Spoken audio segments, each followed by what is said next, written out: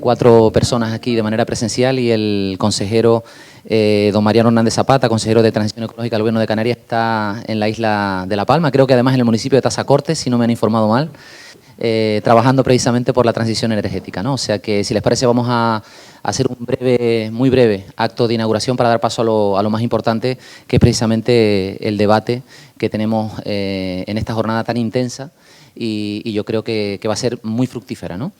Le damos, si les parece, en primer lugar la palabra a mi compañera Isabel Carelli, que es vicerrectora de Cultura y Extensión Universitaria, ámbito del que depende justamente esta iniciativa de los Bull Debates.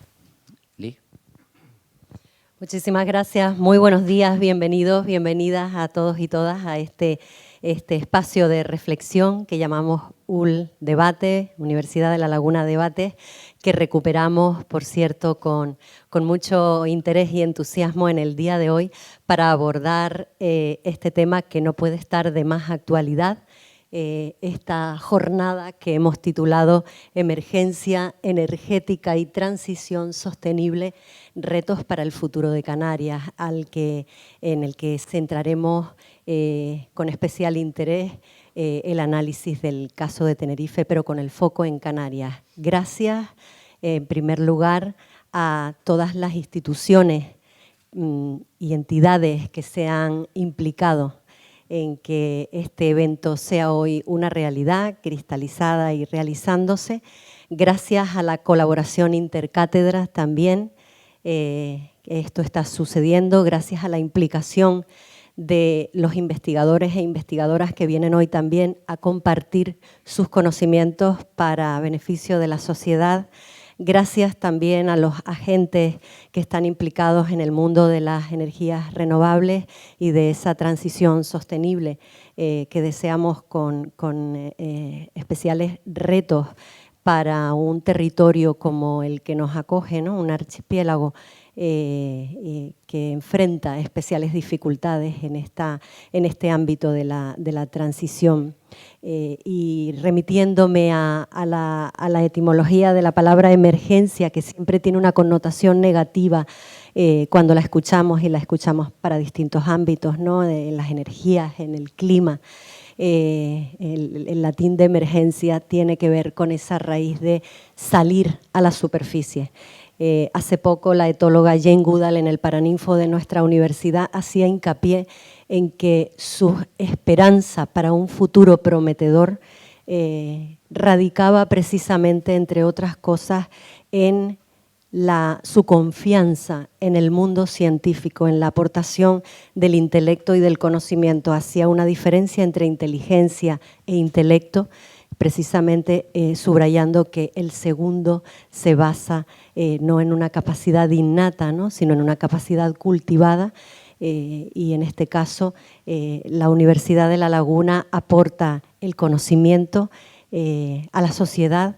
Hoy también, gracias a la colaboración, como decía en el inicio de mi intervención, de todas las instituciones que nos apoyan. Gracias al Gobierno de Canarias, gracias al Cabildo Insular de Tenerife, gracias a las distintas entidades y empresas cuyos representantes hoy van a ayudarnos a desarrollar este menú de temas tan nutritivos que espero que nos ayuden a salir a la superficie y aportar materia prima para tomar decisiones autorizadas y adecuadas que nos ayuden a avanzar en este reto, ¿no? Retos para el futuro de Canarias desde este ámbito que nos ocupa hoy. Muchísimas gracias y espero que, confío, estoy segura de que será una jornada muy productiva. Muchas gracias.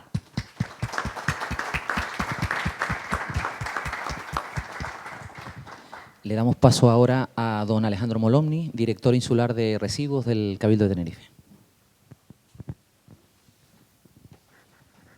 Querido rector, vicerrectora, compañero Pedro de Cabildo, resto de autoridades, profesores, alumnos y amigos que veo en la sala, permítanme dar en primer lugar las gracias a la Universidad de La Laguna por la iniciativa de hacer estos foros, de poner voz a la ciencia, al estado en el cual se encuentra Canarias y la isla de Tenerife que vamos a ver con el elenco de ponentes de expertos que van a participar a lo largo de la jornada del día de hoy.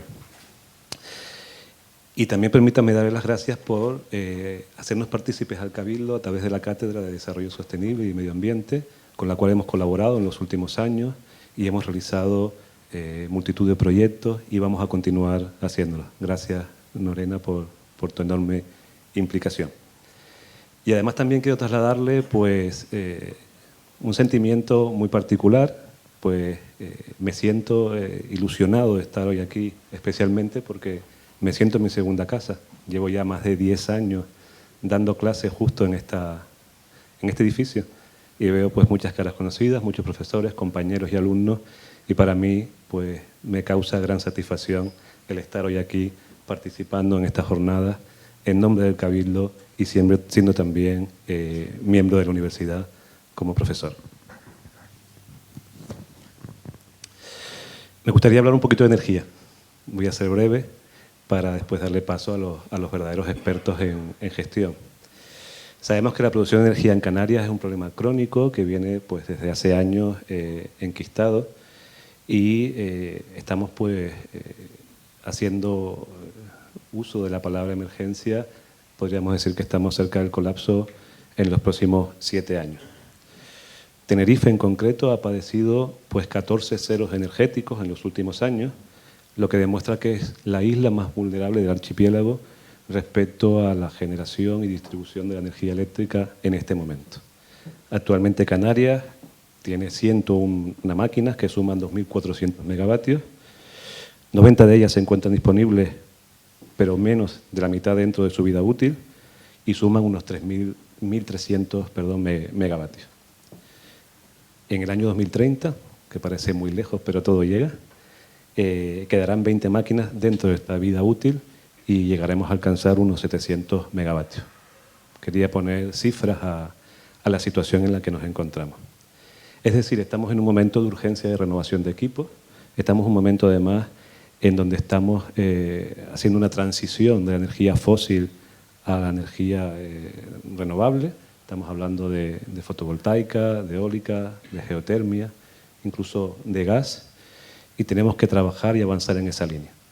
Pero no me gustaría solamente hablar de energías alternativas sin hablar de los sistemas de almacenamiento. A día de hoy se están produciendo desconexiones de la red porque hay momentos del día en donde producimos más energía alternativa que la que se consume. Necesitamos impulsar los sistemas de almacenamiento en la isla de Tenerife. Y por eso el Cabildo apuesta también por los saltos de agua y por los sistemas de almacenamiento de energía. Es indispensable avanzar no solo en la implantación de energías alternativas, sino también en los sistemas de almacenamiento. Para dar cifras, Tenerife únicamente alcanzó un 18% de generación de energías alternativas en la isla. Es poco, tenemos que seguir sumando, pero sin despistarnos, como bien decía, de los sistemas de almacenamiento que son los que nos van a dar la posibilidad de generar y de almacenar para ajustar la demanda a la oferta de las energías que producimos. No nos olvidemos del gas. Tenemos los ciclos combinados en la central térmica de Granadilla que están funcionando con fueloil, con gasoil, desde siempre quizás, cuando fueron diseñados en su momento para trabajar con gas natural y que apostamos a que se utilice como energía de transición hasta la implantación de los sistemas de almacenamiento y los sistemas de producción de energías alternativas. Desde el año 2010 hemos desconectado 550 megavatios por obsolescencia en la isla de Tenerife y no se ha repuesto potencia. Necesitamos urgentemente, para dar estabilidad al sistema, aproximadamente unos 80 megavatios de generación. El objetivo es, por lo tanto, asegurar nuestro sistema eléctrico, no solo de generación, sino también de transporte, porque no olvidemos que tenemos una población en las islas, hay siempre unos 1 millón de habitantes aproximadamente, 1.200.000, y que nos visitan al año a Tenerife 5 millones de turistas. Entonces, ¿qué hemos propuesto desde el Cabildo? ¿En qué estamos trabajando? Pues, como bien adelantaba, necesitamos una instalación urgente de esos 80 megavatios para dar estabilidad al sistema eléctrico insular. Necesitamos impulsar proyectos de generación, de almacenamiento, de energía.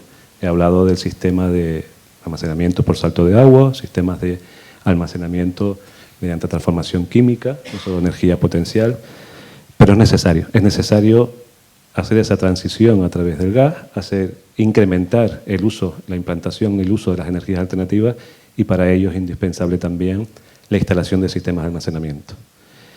Mejorar y modernizar, por supuesto, la red de distribución. No se trata simplemente de un problema de generación, sino también de un problema, por supuesto, de tener un buen sistema de transporte de energía eléctrica. Y, como bien decía, pues no olvidarnos que el uso de ese gas natural como elemento de transición en las centrales que ya tenemos en funcionamiento hacen que aumente la vida útil de los equipos, hacen que podamos tener una energía de transición hasta la implantación de estos sistemas de almacenamiento y estos sistemas de generación mediante energías alternativas, para también apostar por ir disminuyendo la huella de carbono que generamos como consecuencia de la generación eléctrica que necesitamos en un territorio insular aislado como es el nuestro, y que todos sabemos que tiene más dificultades de generación, transporte y estabilidad que cualquier otro territorio continental. No quiero extenderme más, dar más datos técnicos, porque a lo largo de la jornada, como bien adelantaba, va a haber expertos en la materia. Estoy seguro que se van a generar opiniones y se van a llegar a conclusiones en la mesa redonda prevista al final de la jornada, y será de este foro que animo a que se siga celebrando. Queremos seguir participando desde el Cabildo en este tipo de iniciativas y seguiremos participando porque creemos que es importante dar voz, poner sobre la mesa la problemática, no solo en términos de alarmismo, sino en términos de la búsqueda de las soluciones, porque cuanto antes veamos la situación, tengamos el diagnóstico de lo que está sucediendo, antes podremos tomar decisiones para llegar a una conclusión y a buenos resultados. Gracias.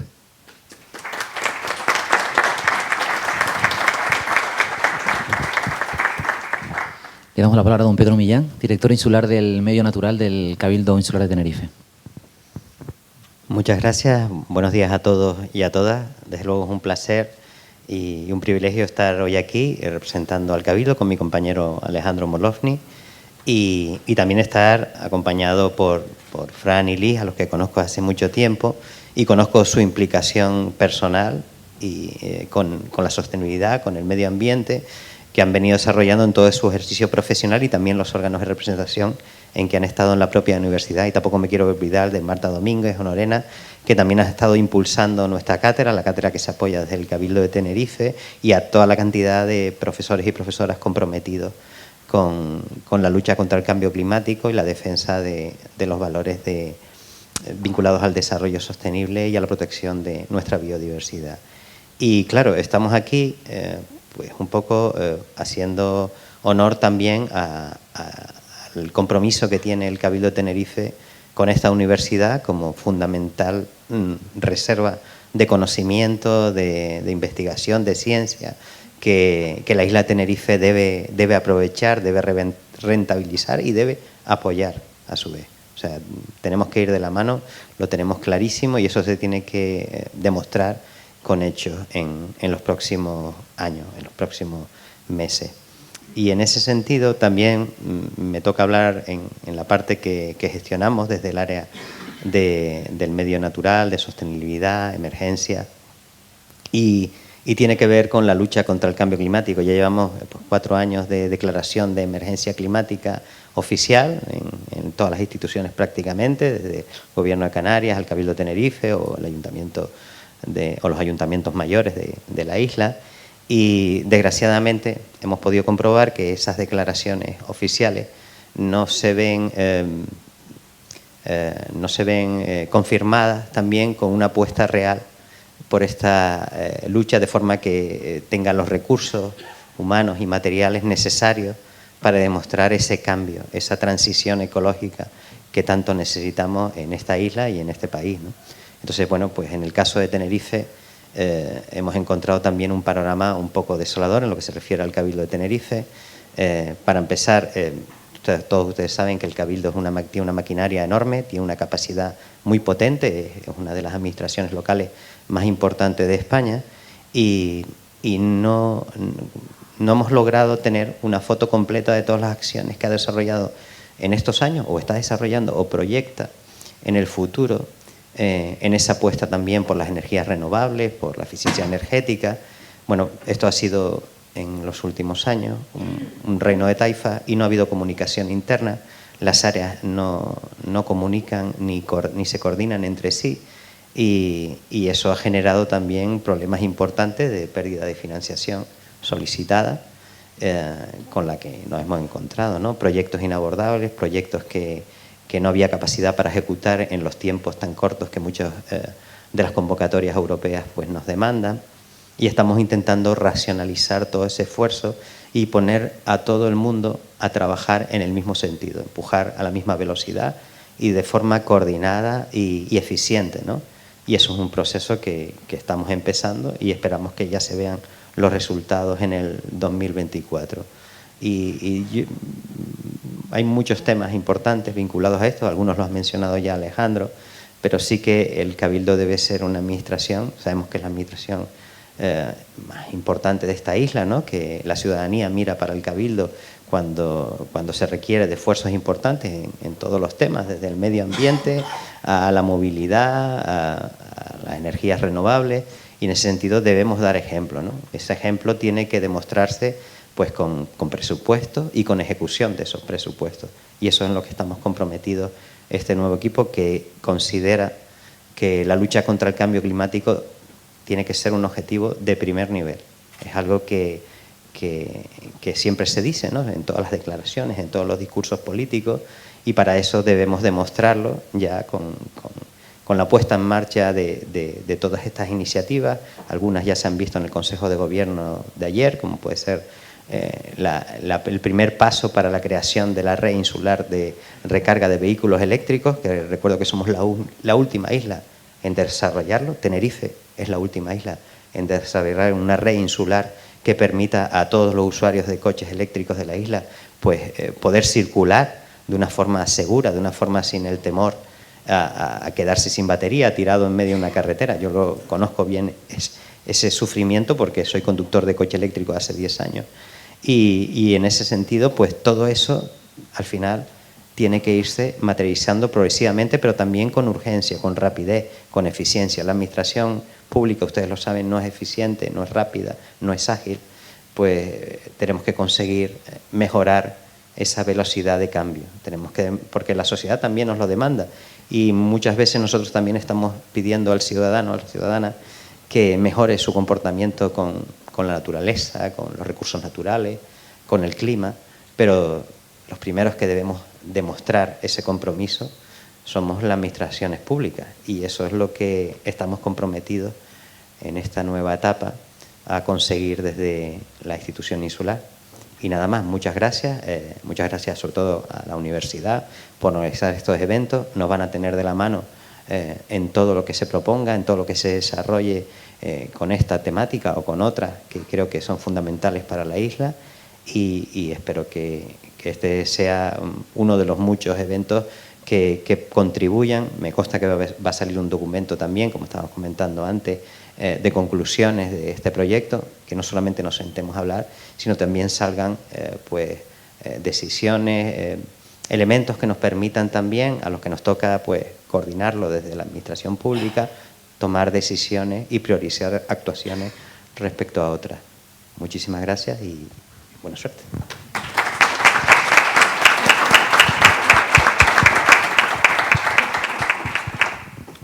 Le damos la palabra ahora a don Mariano Hernández Zapata, consejero de Transición Ecológica y Energía del Gobierno de Canarias, que nos va a hablar desde la isla de La Palma, como dije antes. Consejero, cuando quiera. Muy buenos días. Excelentísimo señor rector magnífico de la Universidad de Laguna, resto de autoridades, los directores insulares, don Alejandro Mologni, don Pedro Millán, un saludo también, Marta, María Domínguez. Gracias primero por invitarme. Me hubiera encantado estar, estaba confirmada mi asistencia, pero hoy justamente el puerto de Tazacorte inaugura el mayor sistema de energía solar flotante desplegado en Europa. Se trata de un prototipo de planta de energía solar fotovoltaica flotante desarrollado en el proyecto europeo BOST con inversión privada de una empresa noruega, y queríamos estar también presentes aquí, y por eso mis sinceras disculpas por no poderles acompañar. La verdad que quienes me han precedido en el orden de la palabra pues han hecho una radiografía perfecta de la situación actual en la que se encuentran los sistemas eléctricos de Canarias y concretamente también el sistema eléctrico de Tenerife. Y para mí, tratando este tema, como han dicho, ¿no? Es un placer estar hoy aquí en esta inauguración representando al Gobierno de Canarias y en un intenso debate que seguro se generará sobre asuntos que son presente, futuro y que sobre los que sin energía actualmente no podría haber vida como la conocemos. Como bien saben, el pasado 2 de octubre declarábamos en el Parlamento de Canarias, aprobamos la declaración de emergencia energética y tiene que ver principalmente, como indicaba Marta, con salir a la superficie. Salir a la superficie de la realidad eléctrica en la que se encuentra Canarias en este momento. Y podemos decir que al hablar de emergencia tenemos que decir que Canarias cuenta con unas instalaciones eléctricas absolutamente obsoletas, lo que ha supuesto situaciones como el cero energético que vivimos el pasado 30 de julio en la isla de La Gomera, o los ya innumerables cero energéticos que ha sufrido la isla de Tenerife durante los últimos años. Pues siendo conscientes de esta situación, desde el primer momento y sabiendo que debíamos tomar medidas extraordinarias, nosotros declaramos esa emergencia energética, estamos intentando ser veloces y eficaces en la puesta de marcha de soluciones a corto, a medio y también a largo plazo, y mejorar esa situación energética pues no es sencillo, no va a ser fácil, pero se trata, por supuesto, de una carrera de fondo, y es por eso que hemos llevado desde el minuto 1 aplicando una serie de medidas, comenzando por inspeccionar y valorar el estado de todas y cada una de las centrales eléctricas del archipiélago, y también convocando un concurso de emergencia para cubrir esos déficits que ya establecían desde el último trimestre del año 21 Red Eléctrica en las islas de Tenerife, Gran Canaria y Fuerteventura, al que se han presentado 15 empresas para la instalación de potencia adicional, que por supuesto ayudará a cubrir esas necesidades energéticas. Ya también nos hemos sentado con cada una de las empresas para aclarar sus ofertas, para avanzar, a ahondar en la propuesta, donde de verdad que agradezco también el trabajo de los funcionarios, el trabajo del director general que hoy les acompañará para que esto esté avanzando lo más rápido posible, y también adelantarles que hemos modificado la ley del sector eléctrico de Canarias para dotar también al gobierno de plazos más amplios y ser más eficaces a la hora de sancionar en tiempo y forma a las empresas que sean responsables de estos ceros energéticos. En Canarias, pues prácticamente una, porque existe un monopolio en la generación, pero evidentemente cuando incumple tiene también que tener una serie de consecuencias, y los plazos eran tan cortos que no se estaban pudiendo aplicar. Todas estas medidas que les he dicho, pues las hemos elaborado en apenas 120 días de nuestra llegada al gobierno, con el objetivo único de lograr esa ansiada mejora energética en toda Canarias. Y es uno de los mayores retos a los que nos enfrentamos en esta consejería, para que trabajamos para estar lo más preparados posible. Una acción que va en paralelo también con la búsqueda de un modelo más sostenible. Tenemos el objetivo de contar con la descarbonización de la economía canaria para el año 2040, y estamos trabajando incansablemente para tratar de alcanzarlo, sabiendo además que transición ecológica y transición energética van absolutamente de la mano, unidos, ligados.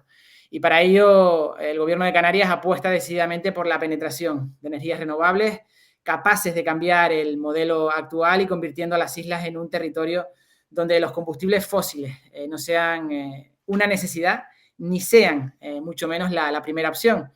Y una de esas principales apuestas será el aprovechamiento de espacios antropizados, como pueden ser cubiertas de edificios, parking, invernaderos, embalses para la instalación de energía solar fotovoltaica. Ya tenemos un proyecto en marcha que la pasada semana puede consultarse a través de GrafCan. Podemos pinchar en la pestaña de espacios antropizados y veremos lugares potenciales de instalación de fotovoltaica. Asimismo, también trabajamos en la adaptación de territorios deteriorados para darles una segunda vida con el estudio de proyectos, como decía el director insular, como puede ser de hidrobombeo. Últimamente está muy en el candelero el asunto Wimar, con esa sentencia que deviene firme para la recuperación ambiental de toda la zona.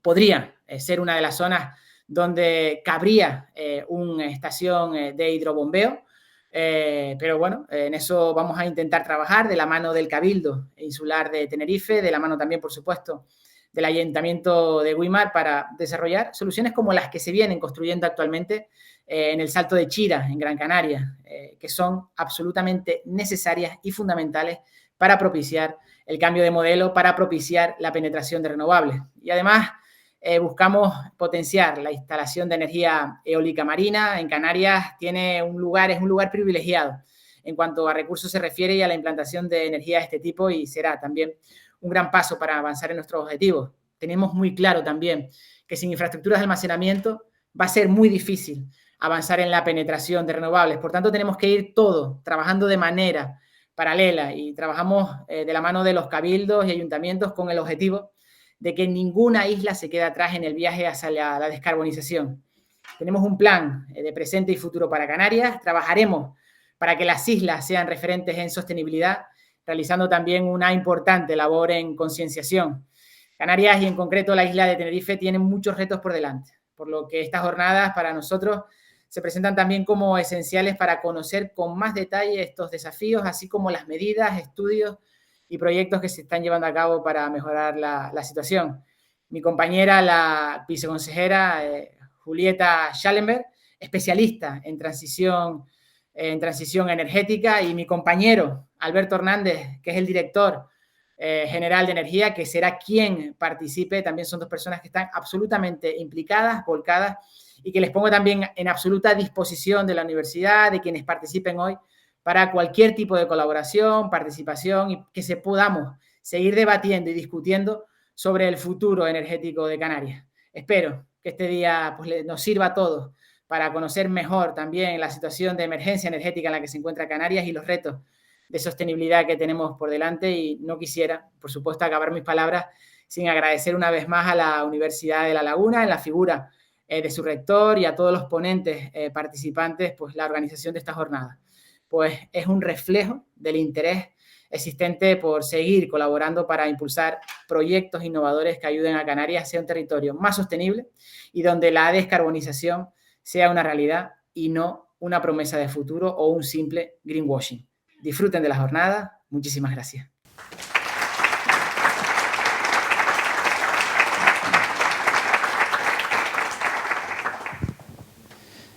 Muchísimas gracias, señor consejero de Transición Ecológica y Energía del Gobierno de Canarias, queridos directores insulares de residuos del medio natural, querida vicerrectora, resto de autoridades, compañeros, compañeras.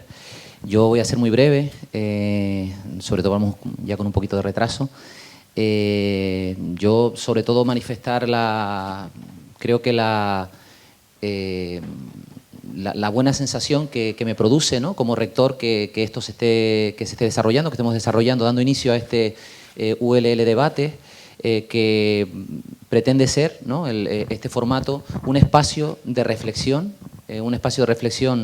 en el que pongamos lo mejor de nosotros mismos, de nosotras mismas, desde la Universidad de La Laguna, de la Universidad Pública, para que podamos avanzar en criterios para tomar decisiones, ¿no?, para que aquellas instituciones que tienen la responsabilidad de tomar decisiones en temas clave, en temas estratégicos para el futuro de nuestra sociedad, puedan hacerlo con más criterio, ¿no?, para que esas decisiones sean informadas, sean racionales, ¿no?, estén vinculadas además al ámbito de la ciencia, ¿no?, como decía la vicerrectora.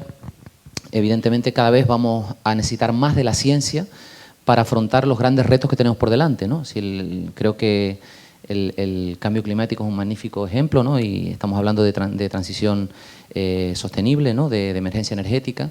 Necesitamos la ciencia, el conocimiento para enfrentarnos a estas nuevas realidades que tenemos que afrontar, ¿no? Este formato, ¿no?, de ULL Debates pues pretende aunar las visiones académicas, ¿no?, Destaco, en fin, las intervenciones que van a tener nuestro catedrático de Fundamentos de Análisis Económico, don Francisco Ramos, nuestro catedrático de Ingeniería Eléctrica, don Ernesto Pereda, dándolo conocimiento, ¿no?, generado en la universidad pública, que junto con las visiones que a lo largo del día nos van a ofrecer también desde el ámbito empresarial, ¿no?, desde el ámbito productivo y también, evidentemente, ¿no?, desde el ámbito de la ordenación de lo público, las instituciones que van a intervenir, pues creo que forman unos ingredientes, ¿no?, que son los necesarios, los imprescindibles para afrontar estos problemas tan complejos en esta era de la incertidumbre radical en la que ya estamos, en la que, como decimos los economistas, los cisnes negros ya no son una excepción, ¿no? Cada vez los cisnes negros denominamos los economistas aquellos sucesos inesperados que provocan grandes cambios y que por tanto son difíciles de prever y de abordar, ¿no? Pues cada vez los cisnes negros son más habituales, ¿no? No sabemos qué va a pasar mañana, pero seguro que va a pasar algo que no esperamos, ¿no? Esa es la realidad, el contexto de incertidumbre radical en el que estamos y en el que vamos a tener que tomar decisiones básicas, nada más y nada menos que para sobrevivir como especie, ¿no? Y en ese contexto creo que este tipo de formatos, ¿no?, de espacios de reflexión, eso es lo mejor que podemos aportar desde la universidad pública, espacios de reflexión informados, en el que generemos criterios para la toma de decisiones, ¿no? Además, con un formato participativo, en el que hay una conductora, una especialista del ámbito de la comunicación, Verónica Pavés, que ya seguramente ficharemos para más iniciativas, se lo adelantamos ya, y que terminará con un espacio de debate, de reflexión. Grabaremos, ¿no?, estamos grabando esta jornada, y que va a quedar pues para tirar de ella, ¿no?, cuando así lo entendamos conveniente, ¿no? Comentamos a la entrada, ¿no?, que está muy reciente, ¿no? Creo que este debate no puede ser más de actualidad, ¿no? Acaba de terminar la cumbre COP28, ¿no? Parece ser, ¿no?, todavía habrá que ver la letra pequeña, ¿no?, pero parece ser que se ha apostado por la transición energética, ¿no? Se ha apostado por dejar atrás la era de los combustibles fósiles. Eso parece que todos estamos de acuerdo, ¿no? Y creo que nada más oportuno que este debate con ese, digamos, hilo de esperanza, ¿no?, que nace de esa noticia, ¿no? Por tanto, como rector, desde luego, muy feliz de que esto sea posible y esperanzado también de que sea útil, ¿no?, para la sociedad. Agradecer, desde luego, al Gobierno de Canarias, consejero, al Cabildo, directores insulares, el apoyo que siempre tienen con nuestra universidad por hacernos útiles, que esa es nuestra vocación y nuestro objetivo, hacernos útiles a la sociedad, ¿no? Creo que, como ya se ha dicho, tenemos que continuar por este camino. Desde luego, por parte de la Universidad Pública estamos dispuestos a ello, a que esto sea así, y estoy convencido que lo va a ser, ¿no? Por tanto, solo me queda desear que sea fructífera la jornada y bueno, esperando a esas conclusiones. Yo tendré que irme dentro de 10 minutos, pero la vicerrectora va a estar toda la jornada, también Marta, la directora de secretariado, compañeros por supuesto, del ámbito de la investigación, para contribuir en todo aquello que podamos a que esto efectivamente sea útil para todos y para todas. Muchas gracias.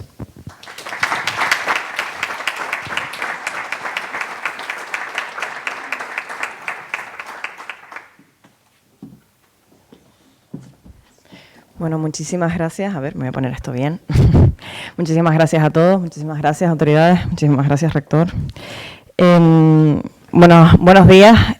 No quiero quitarle más tiempo a las personas que van a participar en el día de hoy. Bueno, me presento, yo soy Verónica Pavés, soy la que va a conducir este acto hoy, soy periodista científica. Y bueno, lo primero es agradecer a los organizadores pues mi presencia aquí y sobre todo pues dar cuenta de la oportunidad que supone un evento como este en un momento como este, justo después de la COP28 simplemente, y ya para no quitar más tiempo a los que realmente tienen algo que decir, quería dar paso a José Manuel Valle Feijó, que es el director de Relaciones Institucionales y de Innovación Tecnológica de Endesa, quien nos acercará ese gran reto que supone la transición energética para Canarias. Muchas gracias.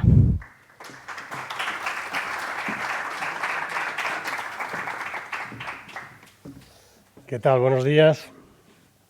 Buenos días a todos. En primer lugar, muchas gracias a la universidad, excelentísimo rector, vicerrectora, catedráticos, doctores, amigos que veo por aquí, Paco Ramos, que me dirigió la invitación personalmente, y otros amigos del público que nos hemos visto en muchas ocasiones y en muchas ocasiones aquí también, ¿no? Espero aportar mi granito de arena, mi parte de visión a este interesantísimo plantel que ha organizado la universidad para tratar este asunto que es de tanta actualidad, ¿no? Es muy acertado el título de la ponencia, la emergencia energética y la transición sostenible. En mi ponencia voy a decir muy poquito de la emergencia energética porque creo que este es el momento en el que hablen pues, las autoridades y los organismos involucrados en facilitar las soluciones a esa emergencia, ¿no? Estamos en un momento en el que ya se ha tomado conciencia a partir del mes de agosto, a partir del incidente en La Gomera, de que este es un problema que afecta a todas las islas y que es un problema que viene de la falta de convocatoria de un concurso que ya está en avanzado estado, ¿no? y que facilitará soluciones para que esa debilidad tan fuerte que ahora tienen los sistemas eléctricos insulares pues se vaya aliviando, ¿no? y se reduzcan los riesgos, ¿no?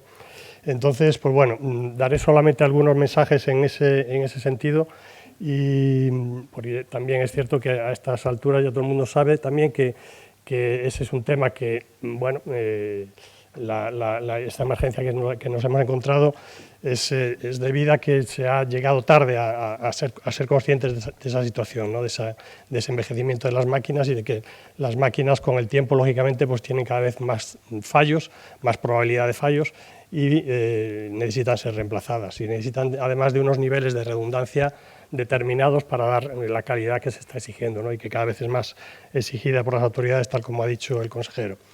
Bueno, voy a empezar hablando un poquito de lo que está haciendo Endesa y de cuál es su compromiso con la transición energética, que queda muy patente en algunas de las cifras que hemos trasladado en el plan estratégico que acabamos de hacer público hace escasamente 2 semanas a los mercados, ¿no? Las empresas cotizadas en bolsa pues se comunican cada año pues su plan estratégico para los siguientes años, en este caso para el año 2024-2026.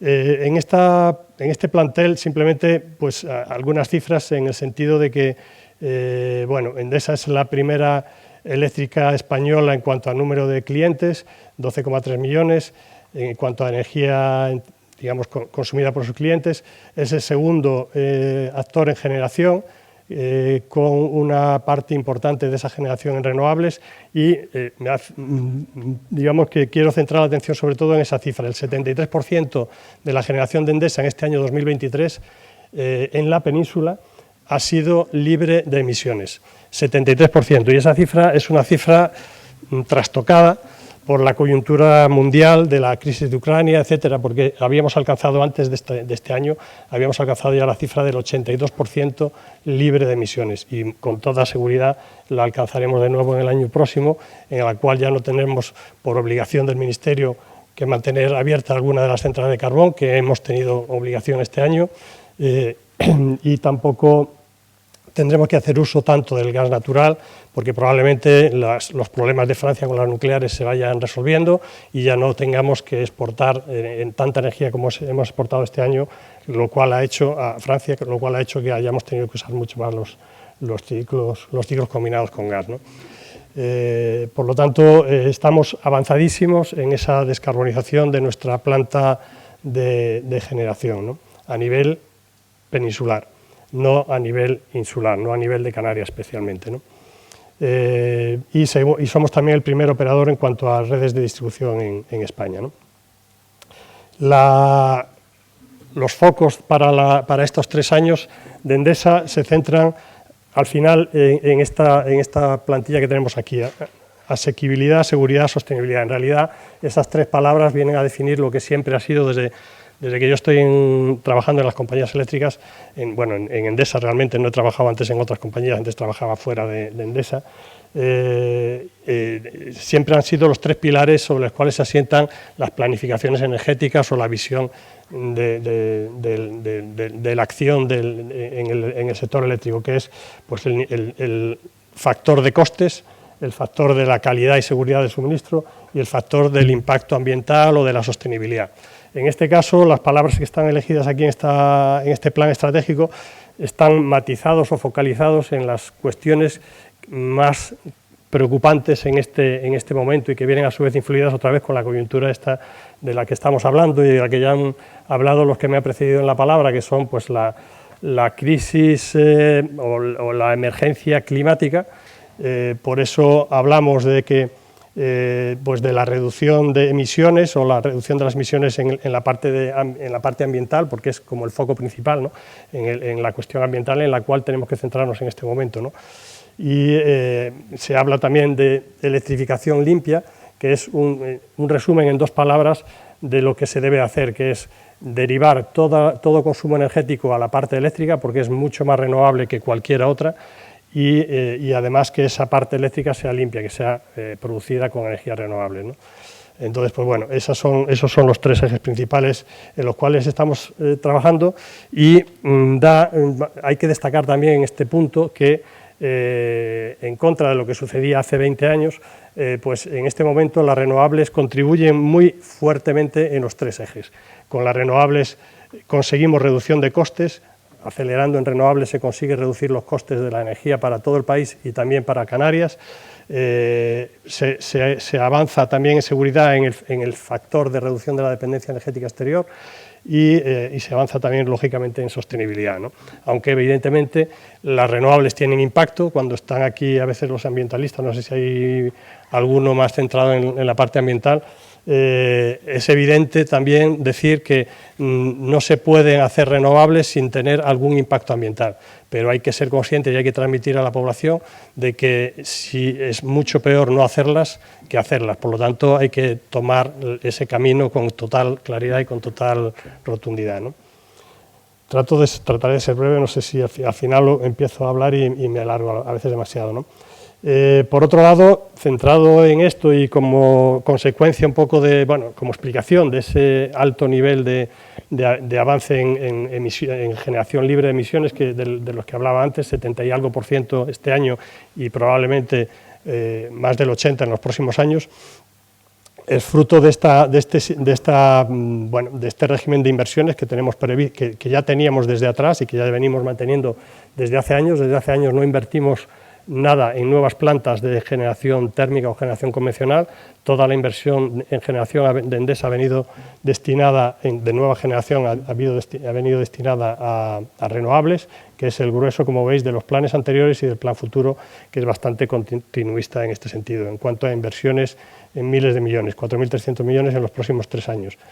Y fruto de ello es la capacidad instalada actual en renovables y el incremento previsto o que tenemos como objetivo para los próximos años, que se vuelca fundamentalmente en eólica, en primer lugar en fotovoltaica en mayor cuantía, pero también un poco más impulsada en este plan que en el anterior en la eólica. Perdón, están puestos los colores un poco al revés de lo que yo pensaba. En eólica estamos poniendo este año más, en este plan más que en el anterior, ¿no? Fruto de la coyuntura actual, pero tenemos en cartera, detrás de estos números, tenemos, o sea que este plan significa que meteremos en 3 años 3.600 megavatios de renovables en España, es decir, unos 1.200 por año, detrás de los cuales en este momento tenemos en construcción 1.400 megavatios y 7.500 megavatios en proyectos con punto de conexión concedido, de los cuales unos 5.000 son a las redes de transporte y unos 2.500 son a las redes de distribución. Redes de distribución que en Península alcanzan niveles de tensiones superiores a los de aquí, ¿no? Bueno, y en cuanto a sostenibilidad ambiental, tenemos, destacar en este momento que estos días estamos viéndolo en prensa, la reducción de emisiones de Endesa ha sido del 80% desde que se firmó el protocolo de Kioto en 2005 y del 64% desde que se firmaron los acuerdos de París en 2015. Y bueno, en concreto en los periodos los planes que tenemos y el compromiso que tenemos destacaría pues el de llegar al 2040 con 0 emisiones en nuestro parque, incluido 0 venta de combustibles fósiles, incluido el gas natural. Actualmente comercializamos gas natural, somos el segundo en España, ¿no?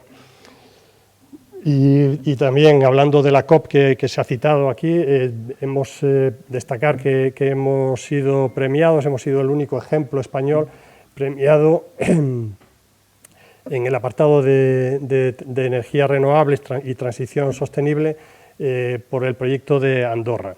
Hemos sido la única empresa española con algún premio en esta categoría por ese proyecto que es, como saben, Andorra es el municipio en la provincia de Teruel en la cual había una central térmica de carbón, del cual se ha convocado un concurso de la capacidad que quedaba disponible después de cerrar la central de carbón. La capacidad de acceso a la red disponible ahí pues se subastó, se hizo un concurso público, Endesa lo ha ganado, va a instalar 1.700 megavatios de renovables con almacenamiento en baterías, con algún electrolizador en hidrógeno, con compensadores síncronos, etcétera, ¿no? Y con un plan de acompañamiento social importantísimo, del cual llevamos trabajando 3 años con unas 30 entidades locales para dar empleabilidad en la zona y para sustituir los puestos de trabajo que anteriormente estaban trabajando en la central de carbón y en las empresas auxiliares. Bueno, no me quiero extender más y entramos un poquito ya en Canarias.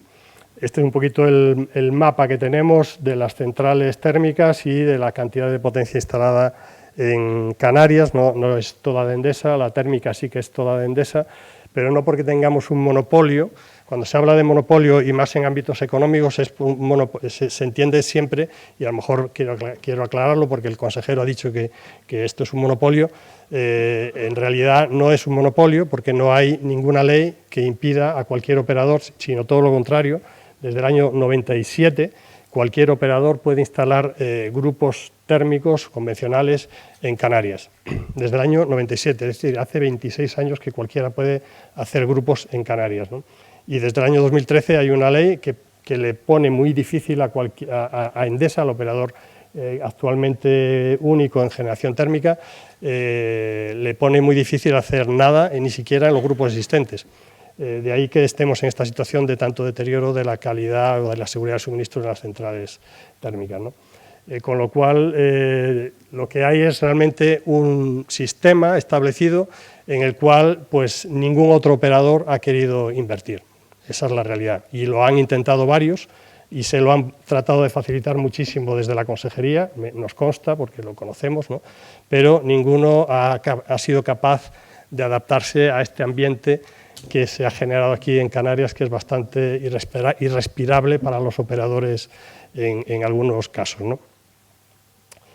Y bueno, en definitiva, destacar al margen de estas matizaciones que estamos hablando de que hay relativamente poca potencia renovable instalada comparada con la que hay en Península, en la cual ya tenemos más potencia renovable instalada que potencia térmica, y también tenemos en Península más de un 50%, este año estaremos en el 52% de renovables, cuando aquí estamos solo en el 20%. 20% de renovables en Canarias, que se traducen en una elevadísima dependencia de los fósiles, de los combustibles fósiles. Con lo cual, ¿qué significa? Que estamos en el furgón de cola en avance en renovables y que además tenemos un objetivo de llegar a 2040, 10 años antes de los objetivos a nivel mundial y a nivel europeo, ¿no?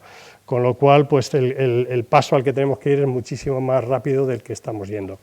Estamos en octubre del 23 en 900 megavatios de potencia de renovables instalada y debemos de llegar, según nuestros estudios y según también un poquito los estudios que veo en el PTCAN del Gobierno de Canarias, hay que instalar del orden de 10.000 megavatios para tener la total descarbonización. Con lo cual, pues nos queda muchísimo camino por hacer. Estos 900 megavatios son de renovables, digamos, convencionales, no incluyen el autoconsumo. En autoconsumo, que sepamos que en octubre estamos en unos 130 megavatios de renovables, de fotovoltaica principalmente, pero bueno, también alguna eólica de autoconsumo. Sería necesario avanzar a 530 megavatios por año y estamos avanzando en el último periodo de cuatrienio a 70 megavatios por año, con lo cual el ritmo es bajísimo para las metas que nos hemos propuesto y lo que está establecido también en el PNIEC.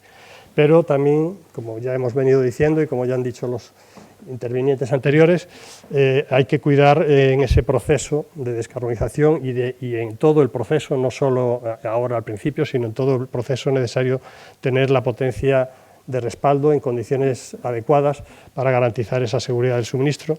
Y yo diría que también es necesario descarbonizar esa generación térmica utilizando combustibles renovables. Estamos ahora terminando un estudio para ello que pronto, pero bueno, ya hemos venido comunicando a la Consejería y al Ministerio que existen ya combustibles que son utilizables en Canarias perfectamente y por otro lado todo el mundo conoce que hay en sustitución del fuel oil y del gasoil hay otros combustibles mejores como el gas natural, ¿no?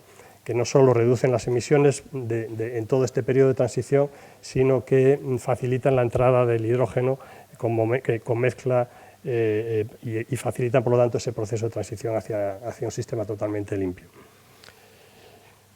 Se debe avanzar en instalación de renovables, en almacenamiento y se deben utilizar los combustibles más limpios disponibles. Esto es un poco el resumen de lo anterior, puesto de una forma más gráfica, en dónde estamos, a qué ritmo debemos de ir y a dónde queremos llegar, pero aprovechando las oportunidades que tenemos de unos recursos de viento y sol excelentes en Canarias, la posibilidad de la geotermia y de otras tecnologías como la eólica marina, y también tenemos un gran potencial de fotovoltaica de autoconsumo que se puede instalar y que puede ser superior a los 1000 megavatios al final del periodo, ¿no? Lo único que cabe decir aquí que en estas cifras de 1000 megavatios a 10.000 hay un camino muy amplio que debe ser cubierto no por la fotovoltaica de autoconsumo. Los sistemas de autoconsumo tienen, digamos, un alcance o una repercusión muy cercana, es decir, los sistemas que implantas en las redes de baja tensión no pueden llevar la energía a mucha distancia, nada más allá de unos pocos cientos de metros, ¿no? Con lo cual pues no son una solución válida para el conjunto de una isla al completo. Es muy difícil que una isla entera pueda estar, salvo La Graciosa, porque en realidad La Graciosa no es una isla entera, es un pequeño núcleo de población y con muy poco consumo, porque es doméstico y muy básico, ¿no? Salvo esa excepción, en todas las demás es imposible hacer el 100% con autoconsumo en cualquiera de las islas, ¿no? Y la mayor parte es nuestra estimación, la mayor parte hay que hacerlo y eso es lo que está pasando y lo que estamos viendo en todo el mundo, ¿no? Bueno, otra faceta un poco de todo esto, estas son las emisiones de CO2 en Canarias del 2013 al 2023, en esta última década, estimando que en el 2013 estemos en emisiones muy parecidas al 2019, ya limpios de los efectos de la pandemia, por decirlo así, pues estamos prácticamente incluso con emisiones un poquito más altas que antes, es decir, en Canarias no se están reduciendo las emisiones en la última década. Sí se está incrementando, como decíamos, a un ritmo más lento de lo debido, ¿no? De lo necesario, sí se está incrementando la potencia instalada, pero estamos viendo que el porcentaje de demanda eléctrica cubierta con renovables se está encontrando con un freno muy fuerte en el 20%, debido a los vertidos y debido a la falta, básicamente, a la falta de sistemas de almacenamiento.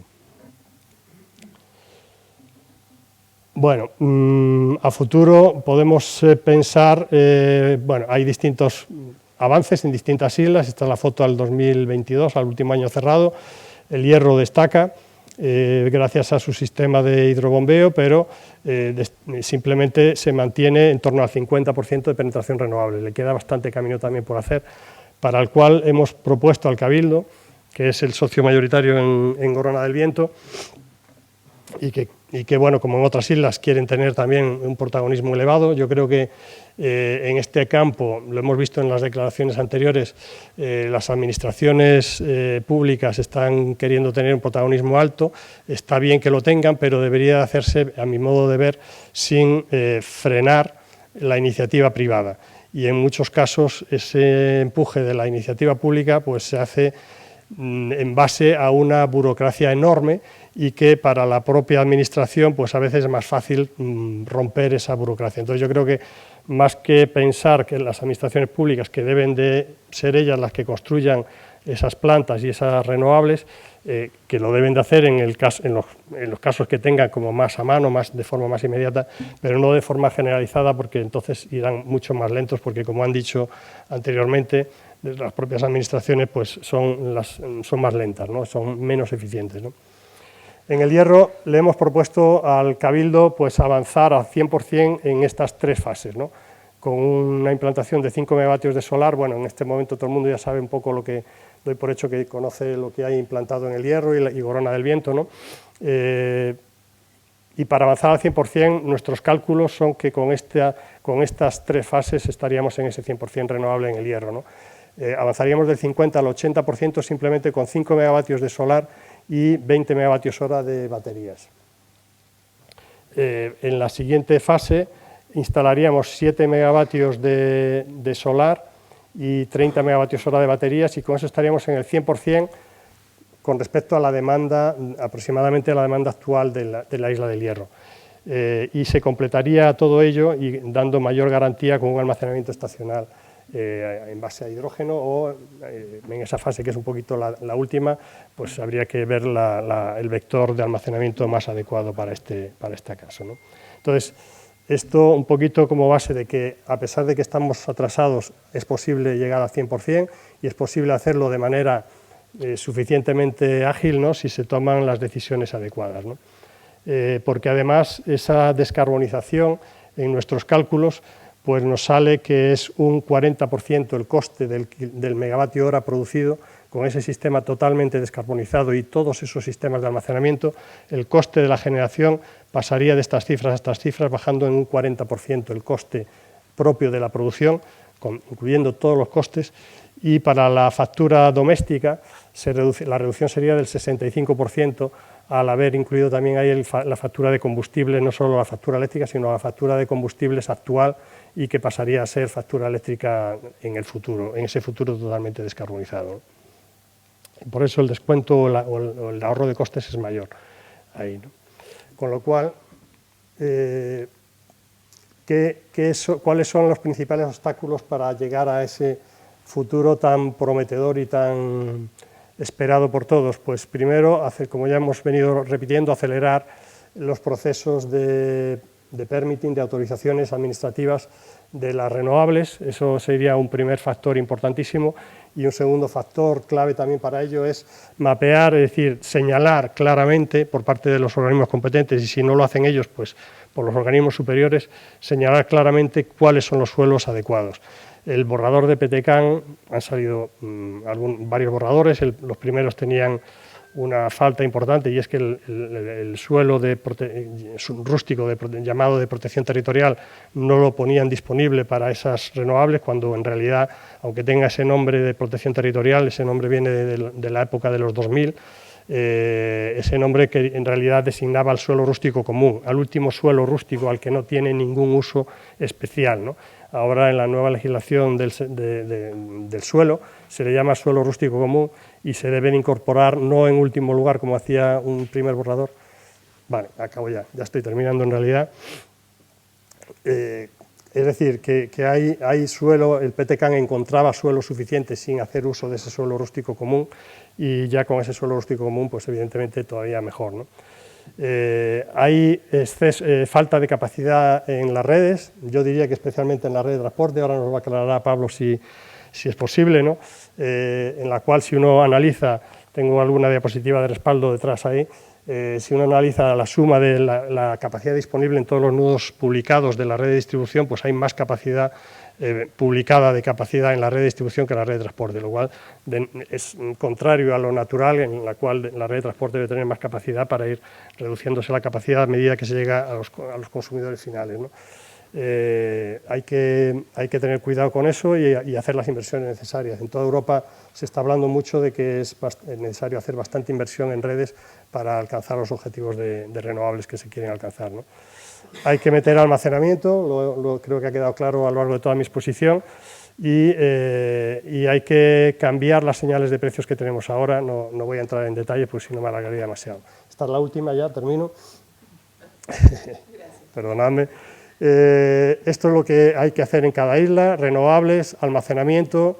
En total en Canarias serían como 10.000 megavatios de renovables, lo que hemos visto en las diapositivas anteriores, unos 25.000 megavatios de almacenamiento. Si lo vemos por cada isla, esto es mucho más en cada isla de lo que hay en Chira-Soria, por ejemplo, es 3 veces más, Chira-Soria es 3 veces menos que la capacidad total que es necesaria para descarbonizar totalmente Gran Canaria, lo cual significa que si hay posibilidad de hacer, pero los sistemas de bombeo son sistemas lentos, que se tardan muchísimo en tramitar porque afectan a espacios naturales muchas veces de alta sensibilidad ambiental y tienen dificultades añadidas, ¿no?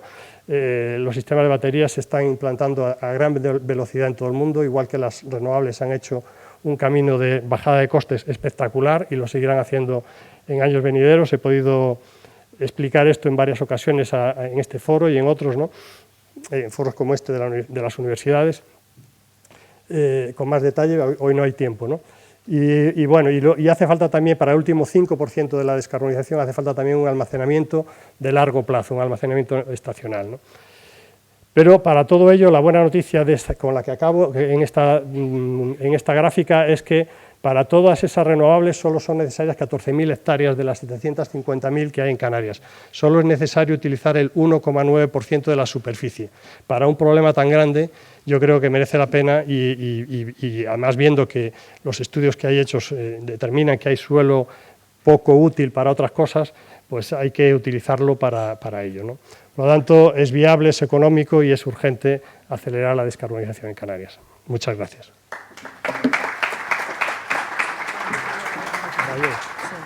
Bueno, creo que la vicerrectora quiere entregarle un detallito. No se vaya, José Manuel. Que la vicerrectora quiere entregarle un detallito. Que se va a tomar agua. ¿Quiere comentarlo?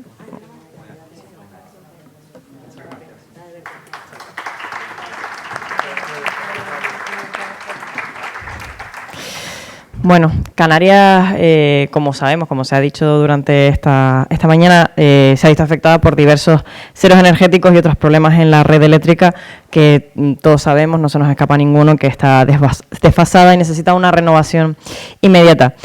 ¿Qué se debe hacer? ¿Qué desafíos tenemos por delante? Pues el Pablo Santos Arozarena, que viene de la Dirección de Operaciones en Canarias de Redella, nos lo va a contar a continuación. Ya puedes subir. Muy bien. Muy buenos días a todos, distinguidas autoridades, público presente. Mi intención hoy es intentar dar una visión general de cuál es el reto que la transición energética está sometiendo a los sistemas eléctricos insulares de las islas. Y como no puede ser de otra manera, tengo que empezar hablando de los sistemas eléctricos insulares de nuestras islas y de cuál es su naturaleza. Me gusta siempre hacerlo hablando del tamaño. El tamaño en un sistema eléctrico es algo de vital importancia porque es lo que da una medida de la robustez o de la fuerza que tiene este sistema, ¿no? Y el tamaño de nuestros sistemas pues, es pequeño. Los sistemas eléctricos canarios son pequeños si los comparamos con el sistema eléctrico peninsular, son mucho más pequeños si los comparamos con el sistema eléctrico interconectado síncrono europeo.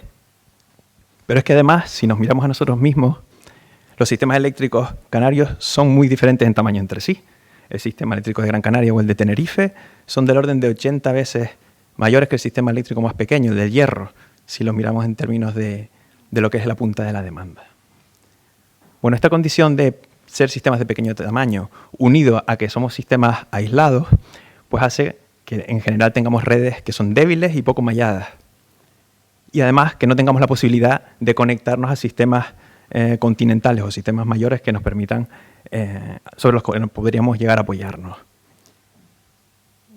Tradicionalmente, y esto es conocido, nuestra generación ha estado basada en la quema de combustibles fósiles y paradójicamente tenemos un potencial renovable pues, muy elevado, ¿no? Bueno, por otro lado, no descubro nada nuevo si digo que a nivel global estamos en un proceso de transición energética. Este proceso se traduce en múltiples planes e iniciativas a todos los niveles, tanto a nivel europeo como a nivel nacional, con el Plan Nacional Integrado de Energía y Clima, o incluso a nivel autonómico, con el Plan de Transición Energética de Canarias. Todos estos planes tienen en su núcleo el desarrollo masivo, como no puede ser de otra manera, de instalaciones de producción de energía renovable. En Canarias ya hemos dado algunos pasos. Desde los últimos 6 años, la potencia renovable en las islas, fundamentalmente eólica y fotovoltaica, se ha triplicado, alcanzando pues, casi 900 megavatios de potencia instalada. Esto supone del orden de un 27% de la potencia instalada de generación total en las islas.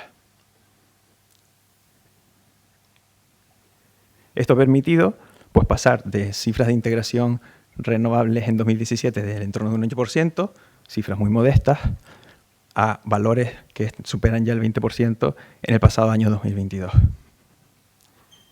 Este 20%, mirado así rápido y sin estar informado, puede parecer que es realmente poco. Pero en el contexto de sistemas eléctricos insulares aislados, un 20% de integración de renovables es una cifra muy respetable. No es la que ambicionamos, pero es una cifra muy respetable. Para este año 2003 vamos más o menos en la misma senda que el pasado año 2022 y estamos en valores en el entorno del 20% en lo que llevamos de año. Es importante aquí entender que las cifras de integración de renovables son la agregación de situaciones muy dispares que se producen a lo largo de un año. Aquí vemos gráficas de la curva de la demanda de la isla de Tenerife. Para una misma potencia instalada se pueden dar situaciones como la que muestra la imagen de la izquierda, en la que se trata de un día de muy alta producción, en la que instantáneamente pues, podemos llegar a alcanzar valores que superan el 65% de cobertura de la demanda con renovables. Con la misma potencia instalada podemos estar en la situación del día de la derecha, días en los que la producción es prácticamente nula, la demanda se cubre prácticamente su totalidad con combustibles fósiles y apenas cubrimos en el instante de mayor cobertura un 15% de la propia demanda de la isla con renovables. Bueno, ese es el presente. ¿Cuál es el futuro? Pues el futuro es el que se muestra en esta diapositiva. Se presenta aquí cuál es la senda prevista en uno de los escenarios hipotéticos del PTCAN, donde podemos ver que la potencia instalada pues, se pretende cuadriplicar la potencia instalada renovable actual. Y esto que a priori podríamos pensar que es algo que está escrito negro sobre blanco en un papel, pero que no se va a materializar en la realidad, bueno, pues por poner las cifras en contexto, debo decir que hay más de 1.000 megavatios de proyectos que tienen ya autorización de puesta en servicio, de autorización de acceso y autorización de acceso y conexión. Es decir, proyectos que están en camino y que vendrán en los próximos años. Bueno, hemos visto la naturaleza de los sistemas eléctricos canarios. Hemos visto los efectos que esperamos que tenga la transición energética en cuanto a instalación de nueva renovable e integración en los sistemas. La pregunta que nos podría llegar a surgir ahora, dado que he comentado que los sistemas eléctricos tienen redes débiles y poco malladas, es: ¿está nuestra red preparada para absorber tal cantidad de nueva renovable? Bueno, la respuesta tiene dos caras. La primera es que estamos bastante mejor de lo que estábamos hace unos años. La segunda, que queda todavía mucho recorrido por acometer. Las últimas planificaciones en materia de energía a nivel nacional han tenido muy presente a las islas y a sus necesidades en cuanto a garantía de suministro, seguridad del sistema, integración de renovables. Los esquemas que muestran aquí son la red de transporte, subestaciones y líneas de las islas de los sistemas principales, Tenerife, Gran Canaria y Lanzarote, Fuerteventura. Resalto en azul aquellas nuevas subestaciones o líneas que se han visto afectadas por trabajos de reconfiguración de la red y mejora desde el año 2010 en adelante. Destacan aquí las actuaciones que se han llevado a cabo en las subestaciones de la zona sureste de las islas de Tenerife y Gran Canaria, pues es aquí donde se concentra la mayor parte de la producción de energía eólica y renovable en estos sistemas. También es muy relevante el desarrollo de la red que se ha llevado a cabo en Lanzarote-Fuerteventura, con la incorporación de nuevas subestaciones y lo que es el nuevo eje de 132 kilovoltios, que todavía está por terminar. La planificación además continúa, sigue en curso y hay una gran cantidad de actuaciones pues, que, por supuesto, a expensas de superar las habituales trabas que surgen en cuanto a administración y obtención de autorizaciones pertinentes, pues están en camino y llegarán más tarde o temprano.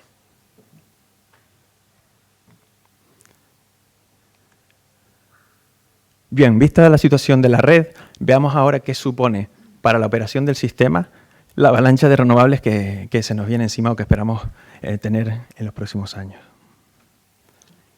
Vamos a hacerlo con un ejemplo, tomando como ejemplo el sistema eléctrico de Tenerife. Pongámonos en una situación futura en la que tengamos gran cantidad de renovables instaladas y un día de muy alta producción. La barra amarilla representa la potencia instalada actual, la verde la de un escenario hipotético futuro. Las barras azules representan la potencia máxima y mínima diaria típica de un día en la isla de Tenerife. Y la curva azul pues es la demanda diaria, cómo evoluciona esta potencia o esta variabilidad a lo largo de este día. Supongamos que esta área verde representa un perfil de producción típico de un día de producción bastante alta, debo decir. Bueno, ya a simple vista es evidente que si la demanda fuera capaz de absorber el 100% de la producción renovable, habría un excedente muy importante que no seríamos capaces de integrar. Pero es que además el sistema, para funcionar correctamente, necesita tener a su disposición de una serie de servicios y capacidades técnicas que en la actualidad solo lo aporta la generación térmica. Es por ello que una parte de esta demanda ha de ser cubierta por generación térmica que ha de permanecer siempre arrancada para poder garantizar la seguridad del suministro, lo cual nos resta hueco para la renovable. Estamos, por tanto, ante un problema de capacidad. Va a haber un excedente muy importante de generación que no vamos a ser capaces de integrar en el sistema y que este problema solo lo podremos resolver, probablemente parcialmente, con desarrollo de grandes instalaciones de almacenamiento o incrementando la curva azul, haciendo sistemas más grandes a través de las interconexiones entre sistemas. Por otro lado, la parte de la generación térmica o la generación base que debemos mantener acoplada, pues ahí también podemos atacar el problema. Es decir, si somos capaces de disponer de una generación base que sea más flexible o de generación renovable que aporte los mismos servicios que ahora mismo solo aporta la térmica, podríamos abrir un hueco adicional para integrar más renovables gracias a estos recursos de flexibilidad. Estamos, por tanto, ante un problema de capacidad por un lado y flexibilidad por otro. Un problema que, aunque aquí lo he ilustrado con datos de un escenario futuro, ya se están dando en la actualidad, con la potencia instalada que figura en la barra amarilla.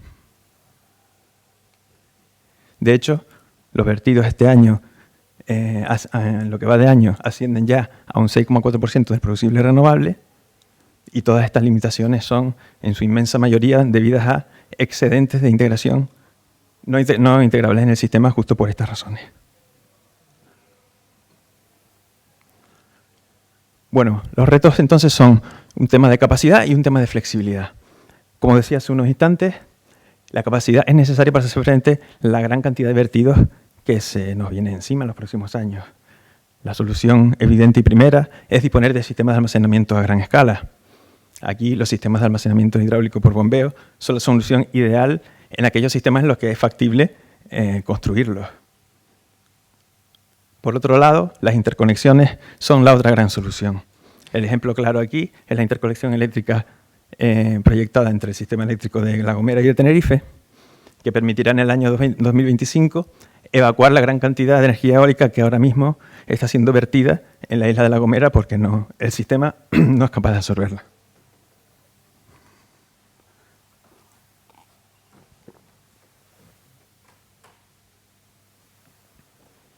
Desde el punto de vista de la flexibilidad, lo que necesitamos es hacer frente a una nueva realidad en el sistema eléctrico. Y aquí el caballo de batalla está en la actualización del parque térmico. Como bien se ha dicho en ponencias anteriores, el parque térmico está obsoleto y es necesario modificarlo.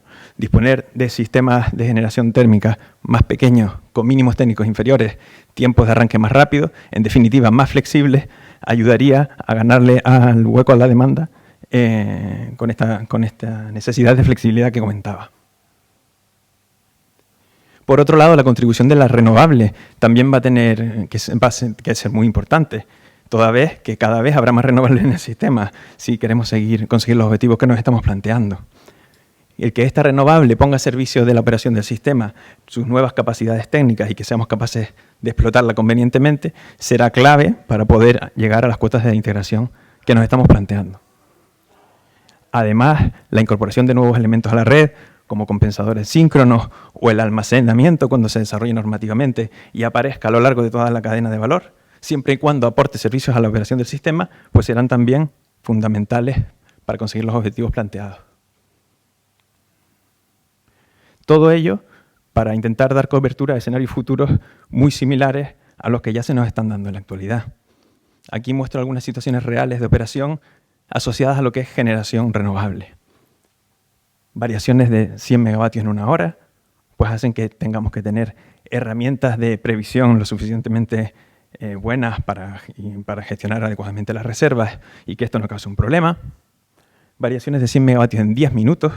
Aquí los problemas están más asociados a la estabilidad del sistema, ser capaces de regular y responder y que la frecuencia del sistema, esa señal que determina la calidad y la estabilidad de la misma, pues no se nos vaya.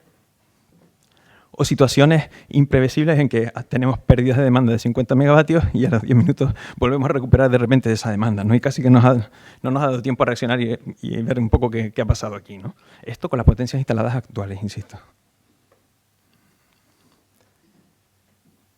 Bueno, mención especial merecen los sistemas de almacenamiento hidráulico por bombeo, especialmente cuando estos están diseñados con el propósito de garantizar la seguridad del sistema y maximizar la integración de renovables.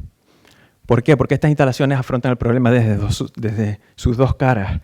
Por un lado, desde el punto de vista de la flexibilidad, puesto que aportan gran volumen de capacidad de almacenamiento de energía, y por otro, desde el punto de vista de la flexibilidad, puesto que la generación hidráulica que viene acompañando a estas instalaciones y sus capacidades técnicas pueden suplir hasta cierto punto las capacidades técnicas que ahora mismo solo aporta la generación térmica.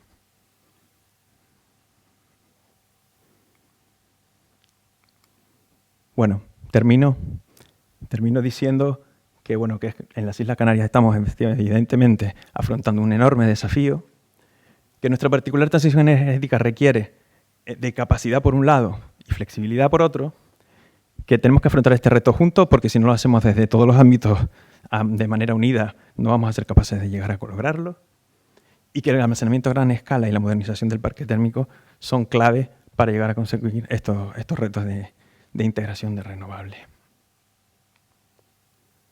Por último, me gustaría invitarles a hacer una última reflexión. La imagen de la izquierda muestra un globo que representa lo que es 1 tonelada de CO2 en tamaño, ¿no? La imagen de la derecha es la ciudad de Nueva York, enterrada en una montaña de bolitas de CO2 de este tamaño. En concreto, el equivalente a 4 días de generación eléctrica, a 4 días de emisiones de CO2 en Canarias. Sirva esto para poner de manifiesto que efectivamente estamos ante una emergencia energética, pero sobre todo una emergencia climática. Muchas gracias.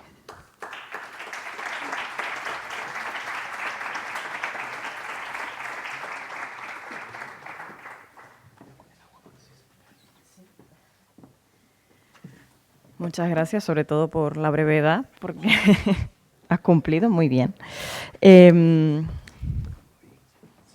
Bueno, a continuación, una vez conocidos estos retos, pues vamos a introducirnos un poco más en materia y para ello Francisco Ramos Leal, que es catedrático de Fundamentos de Análisis Económicos, y Ernesto Pereda de Pablo, catedrático de Ingeniería Eléctrica, nos van a mostrar algunas claves a través de las conclusiones de un reciente estudio que han realizado. Bueno, les dejo a ustedes Bueno, buenos días a todos. Un placer estar aquí y poder hablar de un tema tan candente.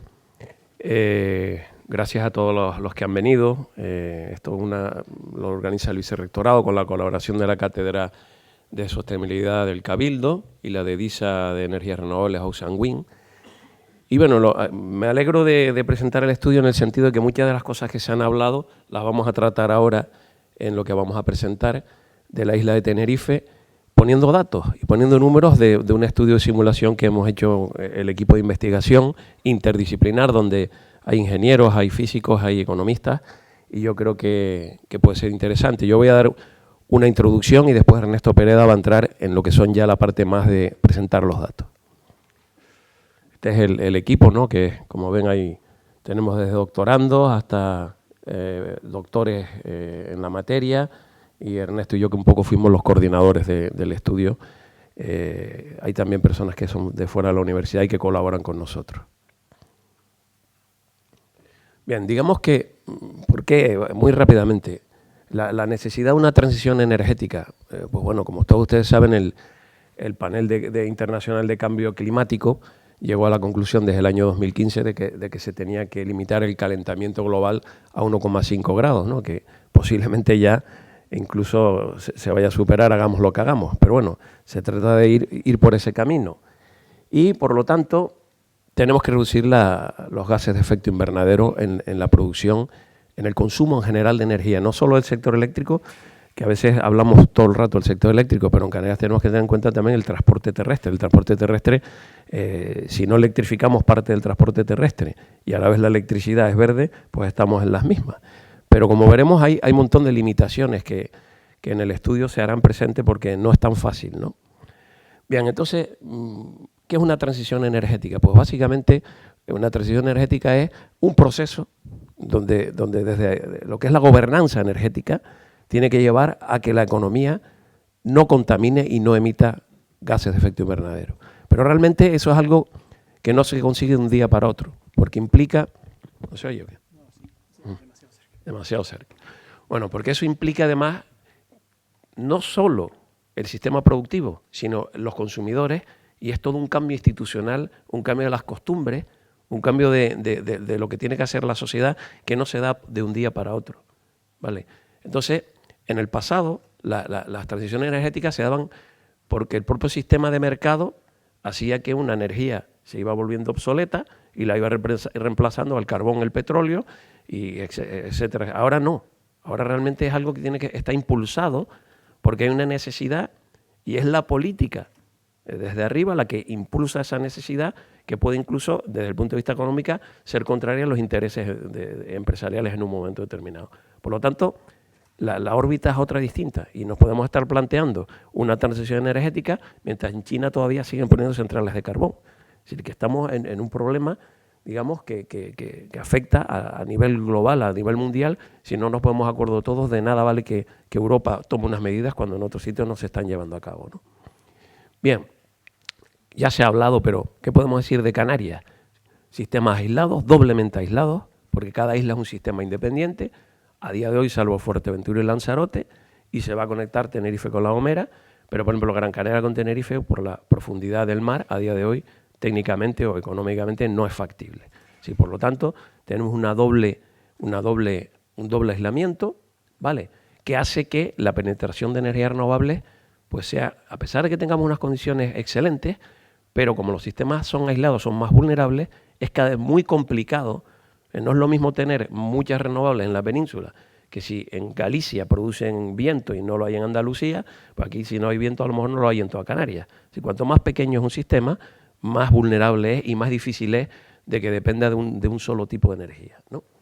Bien, entonces partimos de que producimos prácticamente el 20% solo de energías renovables, el resto con energía térmica y además del petróleo, porque el gas natural, que fue uno de los planes que se puso desde el PECAN, de los antiguos PECANes, nunca se llevó a cabo. Podemos después discutir por qué, porque la energía del gas natural contamina prácticamente un 35% menos que el fuel oil, y hoy en día en Gran Canaria y Tenerife hay plantas de ciclo combinado que podrían utilizar directamente el gas natural. Bien, Un dato que quería dar es que la intensidad en emisiones, es decir, si nosotros medimos el ratio de toneladas de CO2 por megavatio hora producido en Canarias, es prácticamente 4 veces superior al de la península. Y a pesar de todo, queremos descarbonizar 10 años antes que lo que dice el PNIEC y lo que dice incluso la COP, que es el año 2050. Y en Canarias queremos el 2040 y partimos de mucho más atrás. Con lo cual el reto todavía, si antes estaban hablando de 530 megavatios anuales, cuando la media ha sido 70, si estamos hablando de cosas que la verdad que son muy, muy, muy ambiciosas y vamos a ver si son factibles o no. Intentaremos poner unos números, ahora Ernesto nos lo aclarará. Quiero ir rápido, simplemente eso, estamos más atrasados, ahí hay algún dato, ¿no? 20% en la generación, solo un 5% en toda la energía primaria, cuando consideramos el consumo para transporte terrestre y otro tipo de transporte. Importante, que a mí me parece que la gente cuando habla de descarbonización solo piensa en más renovables. No. La descarbonización es menos CO2, no tener más renovables. Es contaminar menos. Y a lo mejor se puede contaminar menos en un corto plazo con menos renovables y poniendo gas natural que intentando poner todos renovables si la red no es capaz de asumirla. Luego, no siempre es, a veces nos planteamos un objetivo sin meditarlo claramente. Descarbonizar es menos CO2, no más renovables. Eso sí, las renovables tienen un peso importante, ¿no? Y después, importante también que lo hablaremos, los sistemas de retribución. Cuando hablamos de gobernanza, hablamos de un sistema más participativo. La gobernanza energética siempre ha sido, los gobiernos ponen unos objetivos y esos objetivos con unos datos que no se sabe a veces de dónde bien se han sacado y venga ahora cómo va a ser esto. Esto no es tan fácil. Hay empresas, hay agentes implicados, hay instituciones públicas. Se tendría que ver que falta un sistema de decir, bueno, ¿cuáles son los objetivos planteados? Estos. Año por año, ¿qué dineros hay planteados? ¿Cuánto dinero es público? ¿Cuánto es privado? Si hay algún organismo que año por año fiscalice, vea, monitorice y controle el cumplimiento de objetivos y las desviaciones, eso jamás ha existido en Canarias. Bueno, yo te diría que ni en España, ¿no? Entonces, eso no existe a día de hoy. Plantear unos objetivos tan ambiciosos como pone el PTCAN, sin después tener medidas concretas y formas de control, desde el punto de vista histórico no va a funcionar. Los planes energéticos de Canarias no se han cumplido nunca. Y no digo un poquitito, no se ha cumplido nada. El PECAN, el 2006, que decía que en 2015 prácticamente habría más renovables que la que hay hoy en día, han pasado más de 8 años y no hemos llegado a lo que decía el PECAN. Y si no cambiamos la mentalidad, pues esto no va a ser posible. Bien, simplemente para ir acabando, los antecedentes son que tenemos este marco regulatorio. En el 2020 hubo una declaración de emergencia climática, ley de cambio climático. Ese se traduce en una estrategia Canarias para una acción climática y el reglamento o el documento normativo que va a decir cuáles son los puntos y comas del sector energético es el PTCAN.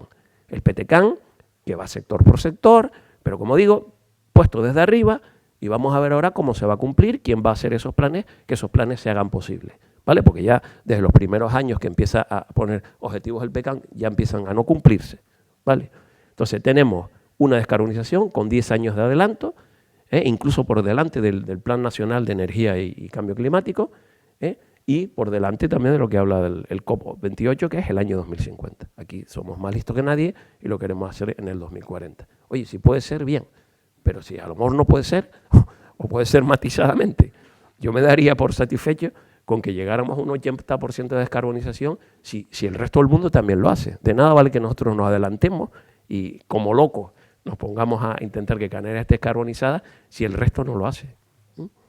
Y simplemente, hablando de declaración de emergencia climática, pues bueno, hay una vulnerabilidad, esto lo pone en la propia plan de declaración de emergencia que provoca un déficit de cobertura. Y ya esto se dio algún dato, pero esto aquí nos indica un poco la vida útil de las instalaciones, ¿de acuerdo? Se sobrepasa ya en muchas islas la vida útil regulatoria, y como ven ahí en Lanzarote, Fuerteventura, La Gomera, en Gran Canaria y Tenerife no se llega, pero es un poco falso el dato en el sentido de que, porque los ciclos combinados bajan el nivel de antigüedad, pero el resto de equipos que no son ciclos combinados también están la mayoría fuera de vida útil. Bueno, esos datos ya los dio antes el consejero del Cabildo, pero hay una situación de de peligro que la red, que podamos tener más ceros energéticos, que es una de las cosas de que hoy vamos que se está tratando aquí, y yo creo que es importante que haya algún dato, ¿vale? El 30% de la potencia tiene más de 25 años. Y simplemente ya, para introducir ya lo que va a hablar Ernesto, nosotros el equipo de investigación ha hecho un modelo de simulación que parte de un año promedio, es decir, simulamos todas las horas del año el sistema energético, incluimos también el sistema de transporte. ¿Y qué es lo que nos da nuestro modelo? Pues una serie de datos como gases de efecto invernadero, coste de las inversiones, coste promedio, qué energía puede la red y cuál se tiene que quedar fuera porque no cabe en la red, como decía antes Red Eléctrica de España. Vamos a simular 3 escenarios. Uno que llamamos business as usual, es decir, que vamos a seguir con lo que estamos haciendo ahora más o menos, una tendencia, sin hacer demasiado y a ver a dónde llegamos. El segundo escenario es un escenario PTCAN. Como el PTCAN es muy amplio, la versión, digamos, la versión 2, digamos que es la que dice que elige las energías más eficientes, y a partir de ahí intentamos simular dónde estaríamos si se cumple el PTCAN. Y por último, hacemos una serie de análisis de sensibilidad sobre algunas variables, que son qué pasa si se reduce la carga mínima del sistema, de la convencional, qué pasa si ponemos más almacenamiento y hasta dónde, qué pasaría si introducimos el gas natural, y también la gestión de la demanda de vehículos eléctricos, porque en la demanda el vehículo eléctrico va a ser importante en lo que es la demanda de electricidad. ¿De acuerdo? Y simplemente ya, Ernesto, te doy paso para que entremos ya al grano en la materia.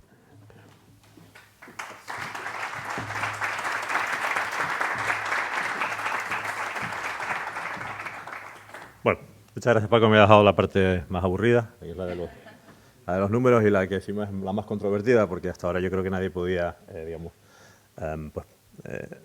decir nada en contra de lo que ha comentado Paco, pero ahora sí que, pues, siempre que uno hace predicciones la cosa es más complicada. No voy a entrar en detalles del modelo, no tenemos tiempo, porque si alguien quiere, pues durante el coffee break o en cualquier momento podemos darle con detalle, las tengo por aquí, tanto los parámetros de entrada como los datos básicos y de dónde hemos partido, etcétera. Básicamente tenemos en cuenta el histórico de la demanda y la producción hasta 2019, porque es, digamos, la época pre-COVID, la potencia instalada, los perfiles de producción renovable, eólico y fotovoltaico, la flota de vehículos, el parque de generación, la red eléctrica, el perfil de uso de los vehículos y el histórico de los mínimos técnicos, ¿vale? Con estas hipótesis de partida, que serían los planes de transición energética, la propuesta de los escenarios, la operación de la red, los costes futuros y la penetración. Tenemos un modelo de simulación que ahora les comentaré brevemente y, bueno, de ahí, a partir de ahí obtenemos los resultados. Y lo hemos hecho para el sistema energético Tenerife, ya considerando que estará interconectado con La Gomera. Quería aprovechar, por cierto, para agradecer al Cabildo la confianza en el equipo de trabajo, tanto para este estudio como el anterior, y también, bueno, el anterior consejero del Cabildo, que fue el que nos lo encargó. ¿Qué resultados vamos a obtener? Pues por un lado, la demanda energética y las tecnologías que van a participar en la generación eléctrica año por año, la energía renovable generada pero no inyectada, lo que se llaman los excedentes o vertidos, ¿de acuerdo?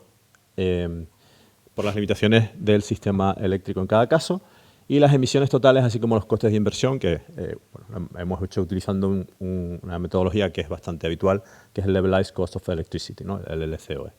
Sí que quería pedirles que tengan en cuenta esto que decía Niels Bohr, que hacer predicciones es difícil, especialmente cuando es hacia el futuro. Entonces, bueno, pues si no acertamos lo que pase dentro de 15 años, pues será por eso, ¿vale? Bueno, empezamos, como comentaba Paco, con el escenario business as usual. ¿Qué pasaría si no hiciéramos mucho? ¿De acuerdo?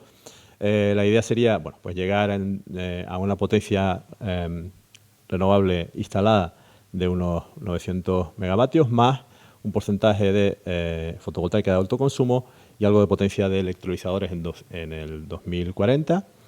No consideramos entrada de geotérmica, ni ningún tipo de almacenamiento, ni renovación del parque de generación convencional, ni reducción de ningún tipo de los mínimos técnicos, ¿vale?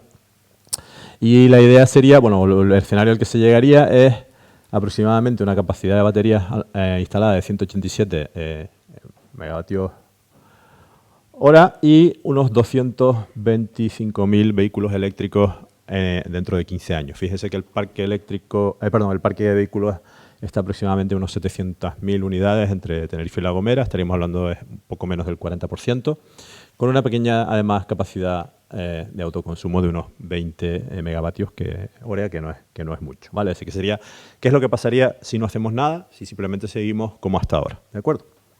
Bueno, esto sería la demanda eléctrica sectorial, cómo iría aumentando la demanda eléctrica por sectores. Tendríamos, ahora lo veremos en los detalles, un aumento relativamente pequeño, pero bueno, que sería significativo, sobre todo por la introducción del coche eléctrico, que lo vemos aquí, ¿vale? Y aquí tendríamos el porcentaje de cobertura de la tecnología, en el que, bueno, las renovables no conseguirían alcanzar valores altos, ¿vale? Aquí tenemos también los excedentes. Ven que a partir del 2035, sobre todo, los excedentes son elevados, es decir, no conseguimos esa energía renovable que producimos, no conseguimos inyectarla, ¿de acuerdo? Y las emisiones se van reduciendo a una intensidad menor, pero tampoco sin grandes alardes, ¿de acuerdo? Y aquí sería, bueno, un poco ya viendo el tema de costes, las inversiones necesarias alcanzarían en este periodo los 1.200 millones de euros, sería hablando de 17 años, y el coste de la energía, pues, bueno, seguiría siendo relativamente elevado. Sí que habría una disminución, pero no sería muy significativa, ¿vale? Aquí tengo, bueno, pues los costes de la tecnología en el escenario por cada uno de los conceptos, ¿no? Por ejemplo, la parte de combustible más emisiones, la necesidad de inversión y la de operación y mantenimiento, ¿vale? Bueno, ¿cuál sería el resumen? La demanda eléctrica crecería un 20%, pasando de 3,5 a 4,4 teravatios hora por año a 2040. Ello es debido principalmente a la inclusión del vehículo eléctrico, ¿vale? Que se eleva por encima de ya hemos visto las 225.000 unidades, y demandaría 0,66 teravatios hora año, lo que es bastante, ¿vale? La subida se atenúa porque tendría más autoconsumo, ¿vale? Y la cobertura de la demanda con energías renovables crecería hasta un 51%, pero la potencia instalada se estancaría en el 2035, sobre todo porque no habría incentivación al almacenamiento, ¿vale? El sistema no tendría capacidad de absorber más energía renovable, y entonces, bueno, pues si no la vamos a absorber y no la vamos a poder vender, ¿para qué invertir, no? Es lo que decía Paco, que no solo hay que tener en cuenta cuestiones técnicas, sino también cuestiones económicas, ¿de acuerdo? A partir de 2025 empezaríamos con la agregación de baterías, y como alternativa al vehículo eléctrico, pues se empezaría con la generación de hidrógeno verde. Esa sería un poco la previsión, en 3 tramos, lo que nos daría para una flota de unos 20.000 vehículos, que, bueno, no llegaría pues casi ni al 5%, ¿no? Los excedentes energéticos serían elevados, estaríamos hablando de que 600 gigavatios hora al año, un 23% del total se nos iría, y una gran parte de la producción renovable se perdería, ¿vale? Esto es si no hacemos nada, ¿de acuerdo? Por último, en cuanto a las emisiones, estaríamos en 1,6 millones de toneladas de CO2 por año, y la intensidad energética seguiría siendo elevada. Sin acumulación y con un mínimo técnico de los equipos no podemos meter más renovables. El valor de las inversiones no es demasiado alto, estamos hablando de 1.200 millones, lo compararemos con los otros escenarios, y el coste promedio de la producción sí que es verdad que disminuiría, sobre todo para el año 2040, pero sin haber hecho ningún tipo de inversión en almacenamiento, ¿vale? Bueno, el segundo escenario, que ya es un poco más ambicioso, es el escenario 2 del PTCAN, en el que ya sí que consideramos pues una mayor potencia renovable instalada para 2040, y sobre todo una mayor flota de vehículos eléctricos y una mayor capacidad de autoconsumo. Básicamente, si no recuerdo mal, estamos hablando de que aquí tendríamos que 1 de cada 5 hogares en Tenerife tendría instalado 3 kilovatios de potencia, lo cual es bastante, ¿vale? Y aquí estaríamos hablando que unos 600.000 coches serían eléctricos. Esto sería una electrificación de más del 80% de la flota, en la que además también tendríamos ya una capacidad de batería del orden de los 50 megavatios. O sea que esto ya es un escenario un poquito más ambicioso, ¿de acuerdo? Bueno, de nuevo vemos cuál sería la demanda eléctrica sectorial iría creciendo. También tenemos el importante peso del vehículo eléctrico y, bueno, pues de nuevo la contribución de cada una de las tecnologías, en las que pues ya vemos que las tecnologías renovables tienen un peso mayor. Este sería los excedentes del sistema, que por desgracia seguirían siendo muy grandes, y ya veremos que es sobre todo por la falta de almacenamiento, es decir, que la potencia instalada, a pesar de ser mucho más alta, no redundaría en un incremento importante de lo que es la participación de las renovables. sí que hay una reducción de las emisiones y también, bueno, pues una reducción de la intensidad, aunque como veremos tampoco es muy significativa. En cuanto a los costes por tecnología, la inversión aquí sí sería mayor, estaríamos hablando de 3.200 millones de euros a 15 años, ¿vale? Pero si se hace una idea y mirando un poco, recordando la charla que ha dado José Manuel de Endesa, en el caso del hierro, el paso de un 50% a un 100% en la primera fase solo serían 10 millones. Vamos a estimar que las otras dos fases se pondrían en torno a los 25 o los 30 millones, por ahí. El hierro tiene 10.000 habitantes, estaríamos hablando 3.000 euros por habitante. Tenerife tiene 950.000, pues si hacemos la regla de 3, los números salen más o menos de este orden, ¿vale? Eso sí, aquí tenemos, ya lo veremos, una reducción del coste energético. Es decir, cuanto más es la inversión, menor es el coste para el consumidor. En resumen, la demanda eléctrica crecería muchísimo, en este caso casi un 54%, de un 3,6 a un 5,4 teravatios hora. Como en el escenario BAO, el crecimiento se debe principalmente al vehículo eléctrico, en este caso con una electrificación muy grande de la parte de transporte. La cobertura de la demanda con renovables pasa de un 23 a un 70, es decir, no se logra, por supuesto, un 100% de renovables. Es imposible y además, de nuevo, en 2035 habría un estancamiento porque no se incentiva el almacenamiento. Esto es lo que nos sale, que como ven es muy similar al otro escenario, al business as usual, ¿vale? La ausencia de almacenamiento hace que hubiese un excedente energético muy elevado, aproximadamente el 50% de la energía renovable producida no se podría inyectar. La capacidad de los electrolizadores junto a la generación sí nos darían algo de energía, pero y esto haría también que las emisiones junto con el autoconsumo se mantuvieran agotadas, ¿vale? Pero la intensidad de red, aquí la tengo, la estimada sería 0,2 toneladas equivalentes de CO2 por megavatio hora, que fíjense que es el actual valor medio en Europa. Está, de hecho, por encima de lo que está haciendo ahora la España peninsular, o sea que la reducción, incluso con este escenario, no sería muy grande, ¿vale? En 2040 no alcanzaríamos la descarbonización completa y los costes, evidentemente, sí serían altos, pero podríamos reducir lo que sería el coste para el usuario final, ¿vale? Bueno, pues vistas estas, si comparamos los resultados que nos salen a nosotros con lo que sale del PTCAN, al PTCAN en el estudio nos sale que el porcentaje de renovable en red sería un 55 frente al 60, que es el objetivo, se quedaría cerca pero un poquito por debajo. Y en cuanto a la energía renovable total en uso final de energía, nos sale un 26 frente al 29 del PTCAN. Es decir, que estamos un poquito por debajo, evidentemente puede haber diferencias en las simulaciones o como se ha hecho en el caso del PTCAN, ¿vale? Comparando con los resultados, lo que vemos son pues 4 cosas. Por un lado, es necesario, entendemos, una capacidad de almacenamiento energético mayor, ¿vale?, para evitar los vertidos. En segundo lugar, las restricciones técnicas del parque de generación limitan la penetración de renovables. Ya lo ha comentado claramente Pablo, el representante de Red Eléctrica. Hay una cuestión que también ha comentado Paco, que es el mantenimiento de combustible diésel en lugar del gas natural, que tiene una intensidad menor de CO2, limita la reducción de emisiones, ¿vale? Y además es complicado alcanzar un objetivo de turbinas alimentadas con hidrógeno para 2030. Pensamos que eso es muy difícil.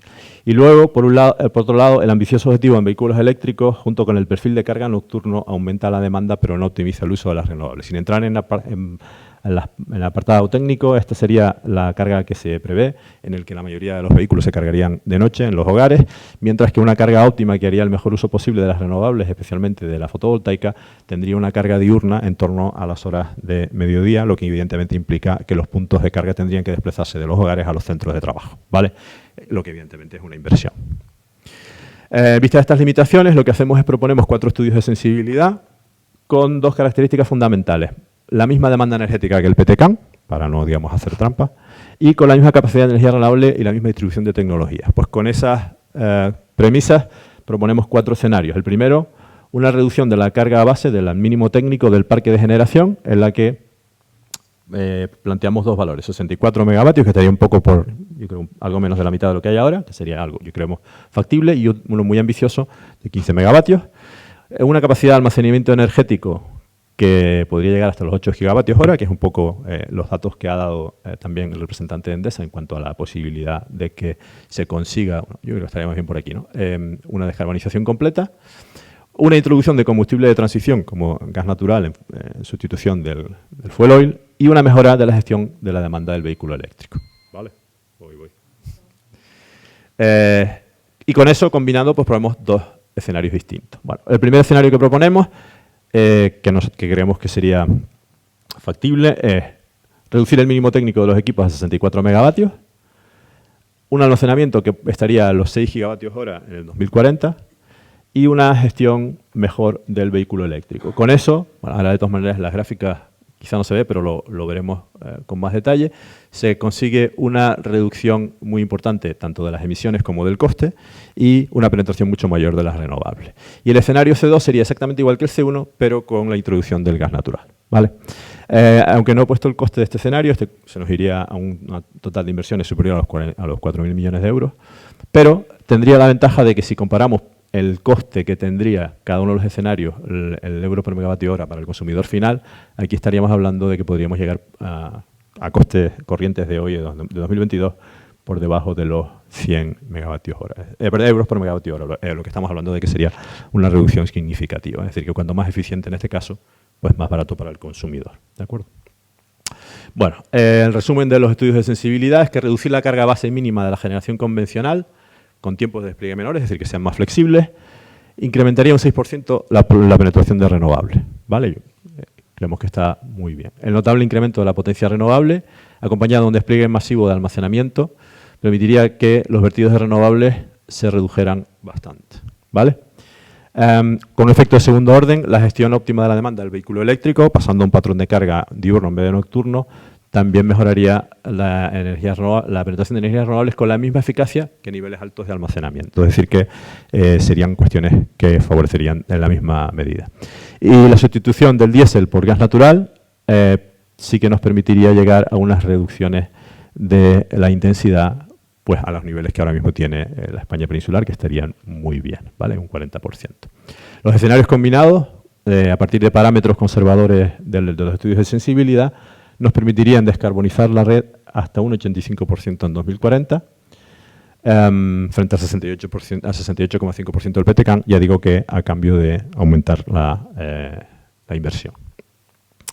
En cuanto a las conclusiones, en el escenario primero que vimos, el de business as usual, el ritmo de crecimiento de las instalaciones renovables sería insuficiente para alcanzar los objetivos propuestos del PNIEC, ¿vale? Y además ya vimos que en muchos casos pues, una parte de la energía renovable importante se perdería. En cuanto al PTCAM, se acerca a lo que se quiere, pero no llega y pensamos que es por dos factores fundamentales. Altos excedentes de energías renovables por falta de almacenamiento y una reducción insuficiente de la intensidad de CO2 porque no hay ninguna actuación sobre la generación convencional. En cuanto a los escenarios que proponemos, o los que serían, digamos, combinados, se producirían mejoras importantes en la intensidad y en la descarbonización y un abaratamiento del coste final de la energía, ¿vale? Con almacenamiento, mejora de la gestión del vehículo, gas natural como combustible de transición.